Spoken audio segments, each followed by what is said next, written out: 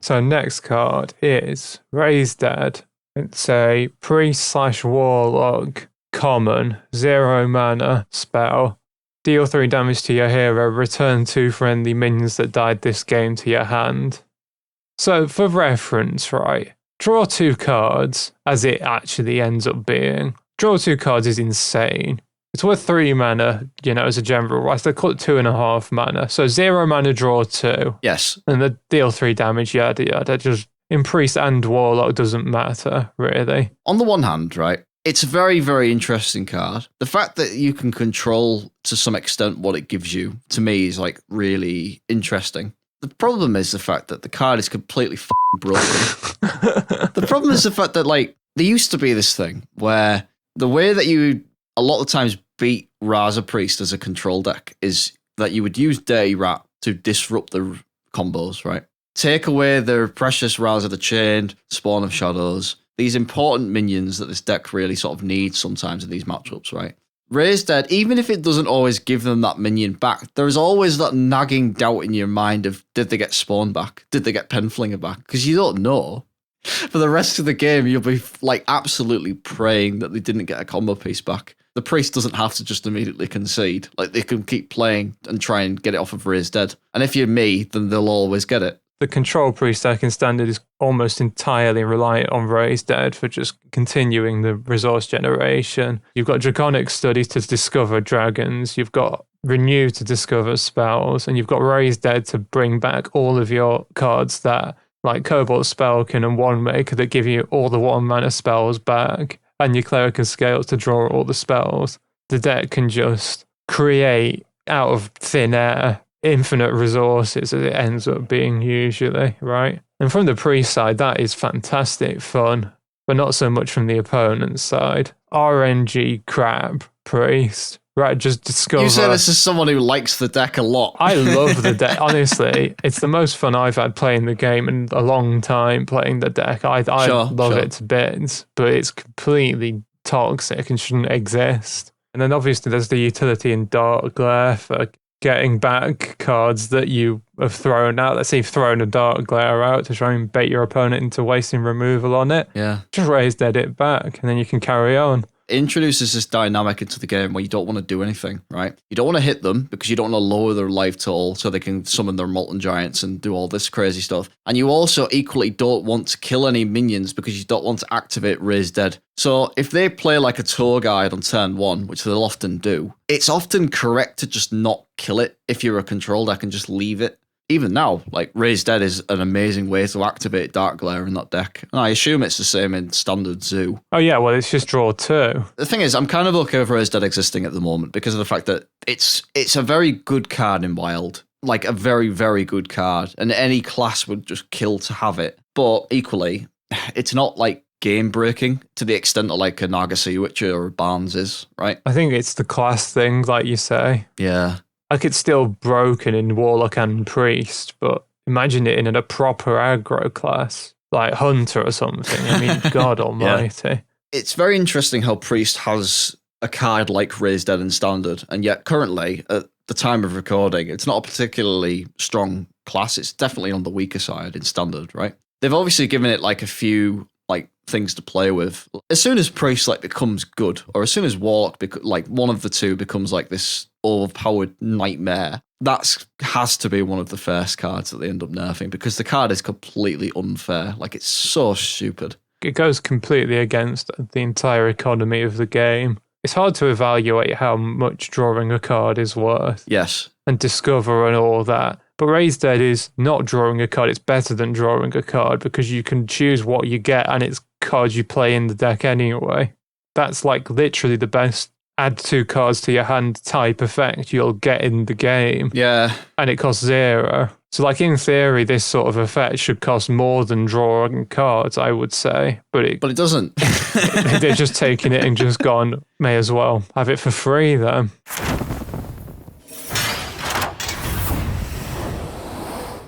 Potion of Illusion, 4 mana, epic mage and rogue spell. Add 1/1 copies of your minions to your hand. They cost 1. So when I first saw this card, I thought this card is extremely fun, but I don't see how on earth it's ever going to be extremely good. I've played a lot of like Shadowcaster Rogue and Reno Rogue and that kind of thing, where you're just creating really dumb combos and, like a board full of Ragnarosses every turn or something like that. Really daft stuff. I love this sort of thing, and I love the stuff that this enables, especially with like preparation and Rogue. But I never really thought about how it would like transfer to Mage. Turns out this card has been a bit of a problem. There's a mage card called Tortol and Pilgrim. It's a mage epic, 8 mana, 5/5 battle cry. Discover a spell in your deck and cast it with random targets. Before Potion of Illusion was released, Tortol and Pilgrim used to say cast a copy of that spell. You can see where this is going. So let's say play Tortol and Pilgrim and there are only 3 or less spells left in the deck. You'd be guaranteed to discover those 3 spells, and then Potion of Illusion would give you a 1/1 copy of Tortol and Pilgrim. You also played Sphere of Sapience and Lawkeeper Polkelt to prevent yourself from drawing the potion, because once you drew it, obviously, Pilgrim would be unable to keep casting it and copy it. But then you just play those, which were conveniently released in the same set. Yeah, funny that, isn't it? As much as the Hearthstone devs swear that it was an oversight, it's like you can't help but just think maybe they meant it to happen. I played Shadowlock on the first day of Witchwood. Great fun that was. Turns out that infinite copies of anything is quite good, and Turtle Mage, as it became known, ended up being a legitimate deck in both formats. Yeah, people hated playing against this deck because it was extremely uninteractive. I don't think there's ever really been a less interactive and fun deck. You just played a bunch of store cards and tried to get to the point where you could get your 1-mana Pilgrim, and then you would just play cards with good battle cries that like directly impacted the board, in particular Broomstick, and then stuff like Nightblade to just chip away at your opponent over a long period of time and just eventually kill them. And then you'd have it so that your other 2 spells were Frost Nova and Blizzard, so you could just freeze the opponent's board every turn. Blizzard has turned out to not really like the infinite loop sort of thing, so Tortol and Pilgrim ended up getting changed, so it cast only a copy of the spell from your deck. So obviously... No, it cast the spell instead of a copy. Oh, God, I said exactly the wrong thing. So Pilgrim works a bit differently now. Obviously, Turtle Mage has kind of died. It's funny, actually, because if you go to Wild and you play like Luna's Pocket Galaxy Mage, that's definitely still runs Pilgrim, and it runs Potion as well. The deck just uses Potion, as it was probably originally intended, and just helps you create like a bunch of extra resources. So you can copy like a Jandis Barov or Reno Jacksons or anything like that. Well, apparently the Gamepedia says that you can... Here we go. It's good in Death Rattle decks with Plagued Proto, Drake Sneeds, and Scrapyard Colossus. So, sounds like a winner.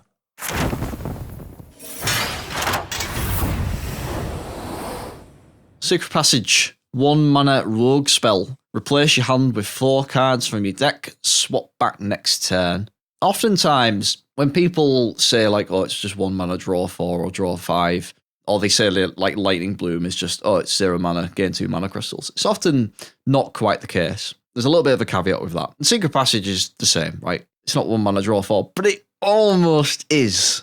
A lot of the times, you'll play like Secret Passage on turn 4 or turn 5 or something like that. And you can just play everything. Like, you just play everything in your hand. And also, something that isn't immediately obvious on looking at the card is that any cards that you draw or generate from the cards that have been swapped out, you keep.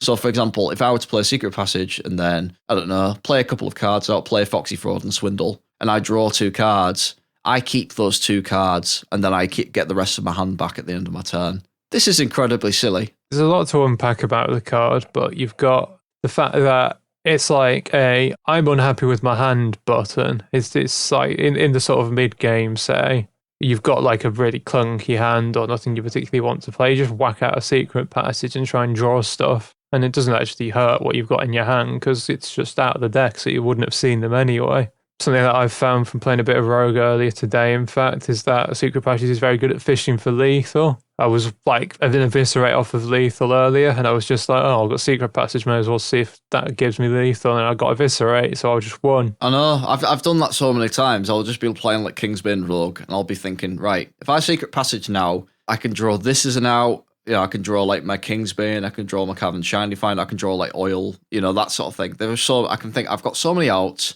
I've got the draw cards. Here are the odds of actually doing it. And it's just all this in this 1 mana card.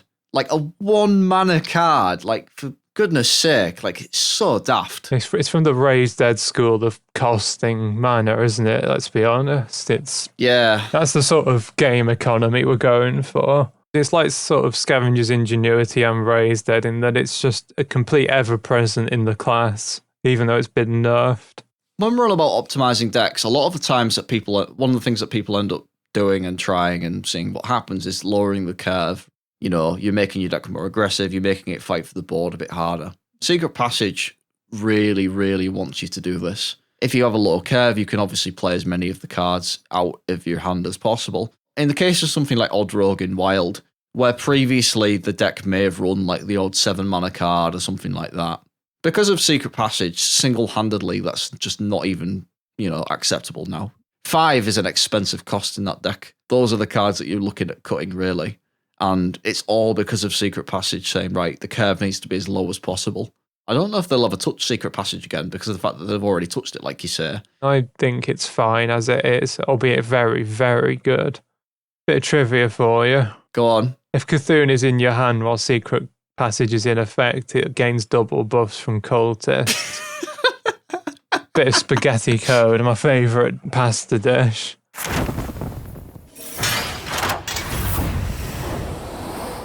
Anyway, everybody, that's just about wrapped that up. I hope you like our 2020 retrospective. I will be uploading this very shortly after we've finished recording it, and then we will cover Blackrock Mountain as we go into Hearthstone Year 2. Anyway, it's been an absolute pleasure. That's goodbye from me. That's goodbye from me. Thanks for listening, everybody. Stay safe out there.